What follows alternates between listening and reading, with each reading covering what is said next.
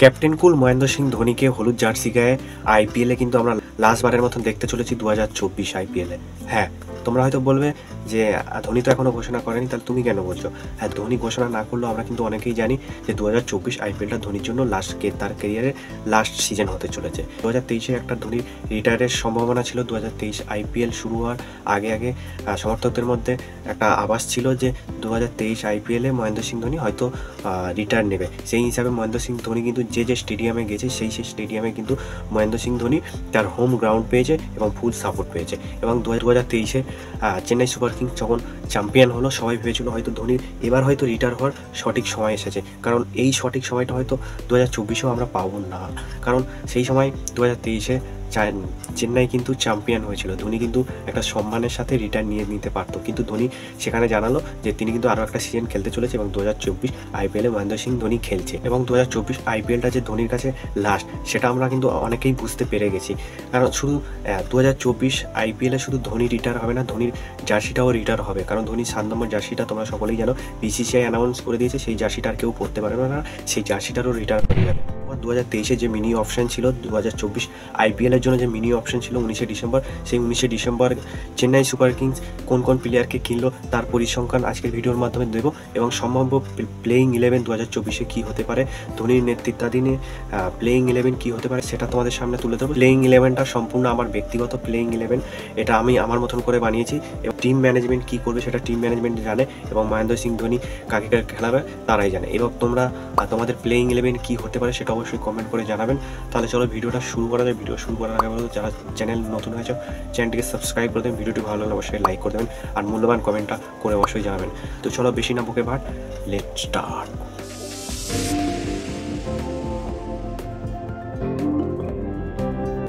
প্রথমে যে প্লেয়ারটা কিনেছে চেন্নাই দল, আমরা জানি সকলেই চেন্নাই দল কিন্তু সবসময় ইয়াং প্লেয়ারদেরকে তুলে নিয়ে আসে, যে প্লেয়ারের উপরে কেউ ভাবেই না সেই প্লেয়ারকে কিন্তু চেন্নাই সুপার কিংস তুলে নিয়ে আসে এবং সেই তাদের মধ্যে সেই ট্যালেন্টটা তুলে নেয়। তেমনই একটা প্লেয়ারকে কিনেছে। প্রথমে যে প্লেয়ারটা রয়েছে তার সেই প্লেয়ারের নাম হচ্ছে আবনিশ রাও।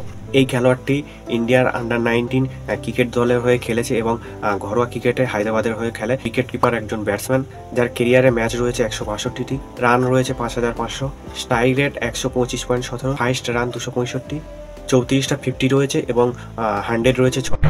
মিনি অপশানে এরপরে যে প্লেয়ারটাকে কিনেছে তিনি হলো বাংলাদেশের একমাত্র ক্রিকেটার যিনি এই 2024 আইপিএল খেলবে, তিনি হলো Mustafizur Rahman. Medium fast bowler, টি-20-তে ডেবিউ করে 24শে এপ্রিল 2015 পাকিস্তানের বিরুদ্ধে, ক্যাপ নাম্বার 44, ম্যাচ রয়েছে 205টি, উইকেট রয়েছে 259টি এবং ইকোনমি রান রেট রয়েছে 6.44। বেস্ট বোলিং হচ্ছে 22 রান দিয়ে 5টি উইকেট।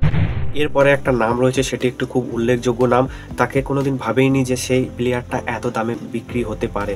যার বেস্ট প্রাইস ছিল 20 লাখ টাকা, কিন্তু সেই বেস্ট প্রাইস 20 লাখ টাকা থেকে ছুঁয়ে দাঁড়িয়েছে 8.4 করোড়। মানে বুঝতে পারছো, সচিন রবীন্দ্র যেখানে 1.5 কোটি টাকায় বিক্রি হয়েছে, সেখানে এই প্লেয়ারটার এত টাকা দাম উঠেছে, যার বেস্ট প্রাইস ছিল 20 লাখ টাকা। সেই প্লেয়ারটার নাম হলো Samir Rajvi, right hand batsman, উত্তরপ্রদেশের হয়ে ডোমেস্টিক ক্রিকেট খেলেন এবং ইন্ডিয়ার বি টিম আন্ডার-19-এ খেলেছে।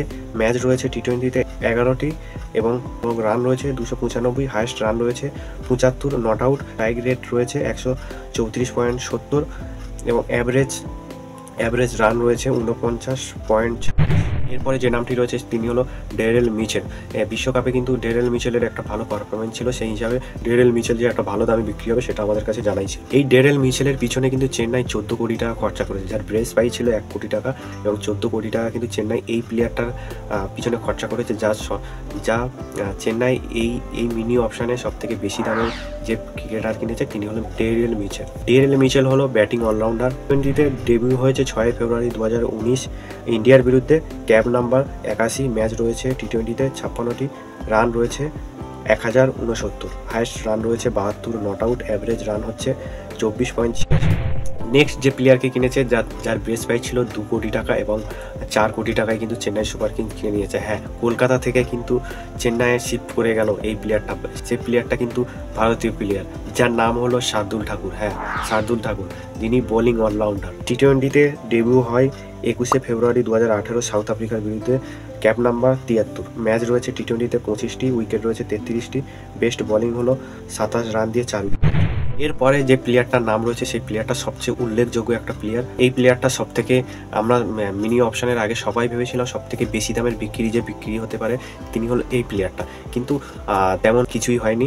প্লেয়ারটার বেস প্রাইস ছিল 50 লাখ টাকা, কিন্তু বিক্রি হলো 1.8 কোটি টাকা। মানে বুঝতে পারছো এই প্লেয়ারের দাম কতটা কম হয়েছে। আমরা সকলে ভেবেছিলাম মিনি অপশনের আগে এই প্লেয়ারটার হয়তো দাম হাই হতে পারে, কিন্তু সেই প্লেয়ারের 1.8 করোড় টাকায় এই প্লেয়ারটাকে কিনে নিল চেন্নাই সুপার কিংস। হ্যাঁ, সেই প্লেয়ারটা যে প্লেয়ারের নিয়ে এত আলোচনা ছিল সে তিনি হলো রাচিন রবিন্দা। হ্যাঁ, রাচিন রবিন্দা সবাই ভেবেছিলাম হয়তো মিনি অপশনের আগে যে রাচিন রবিন্দার একটা বড় প্রাইজে বিক্রি হতে পারে, তেমনটা কোনোটাই হয়নি। এবং এই প্লেয়ারকে নেওয়ার জন্য তেমনভাবে কেউ আগ্রহ দেখায়নি। সেই সুবাদে কিন্তু চেন্নাই কম দামে তুলে নিতে পেরেছে রাচিন রবিন্দাকে। রাচিন রবিন্দা হলো ব্যাটিং অলরাউন্ডার। টি-20তে ডেবিউ হয় 1 সেপ্টেম্বর 2021 বাংলাদেশের বিরুদ্ধে। ক্যাপ নাম্বার 90, ম্যাচ রয়েছে টি-20তে 18টি, রান রয়েছে 145, টপ স্কোর হলো 26, উইকেট রয়েছে 13টি, ব্যাটিং অ্যাভারেজ হচ্ছে 13.18। হ্যাঁ, রাচিন রবিন্দা কিন্তু টি-20তে তেমন তার কোনো পারফরমেন্স নেই, সেইভাবে পারফরমেন্স নেই, সেই জন্য হয়তো এই নিলামে রাচিন রবিন্দার জন্য সেইভাবে কেউ। চলো এবার আসা যাক প্লেইং 11 কী হতে পারে। 2024-এর সম্ভাব্য প্লেইং 11 কী হতে পারে। হ্যাঁ, প্রথমে আরও একবার বলে দিই, এই প্লেইং 11টা সম্পূর্ণ আমার ব্যক্তিগত প্লেইং 11, এমনটা হতে পারে আর এমনটা নাও হতে পারে। তা আমি নিজের মতো করে বানিয়েছি। এইরকম ফরমেশনে কিন্তু চেন্নাই কিন্তু প্লেইং 11 হতে পারে, যেমনটা 2023-এ চেন্নাই দল করেছিল তেমনটাই থাকবে। কিছু ক্ষেত্রে চেঞ্জ হতে পারে।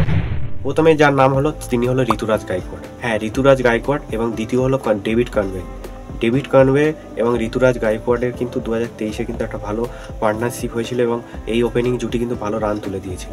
সেই জন্য আমি কিন্তু 2024-এও সেম ফরমেশন রাখছি, কারণ ধোনি কিন্তু এই ফরমেশনটাই ভালোবাসে। 3 নম্বরে আমি রাচিন রবিন্দাকে রাখছি, তার কারণ রাচিন রবিন্দা যেহেতু ওপেনিং করতে ভালোবাসে, তাই ওপেনিংয়ে কিন্তু অলরেডি কিন্তু সেট রয়েছে চেন্নাই, তাই রাচিন রবিন্দাকে আমি 3 নম্বরে রাখবো। 4 নম্বরে আমি রাখছি শিবম দুবে এবং আজিঙ্কে রাহানে। এই দুজনের মধ্যে কিন্তু অল্টারনেট হতে পারে। শিবম দুবে খেললে আজিঙ্কে রাহানে বসবে, আজিঙ্কে রাহানে বসলে শিবম দুবে খেলবে, এই 4 নম্বর পজিশন। 5 নম্বরে আমি রাখবো ডেরেল মিচেল এবং মিচেল স্যান্টনার। হ্যাঁ, এই দুই বিদেশিকে আমি রেখেছি।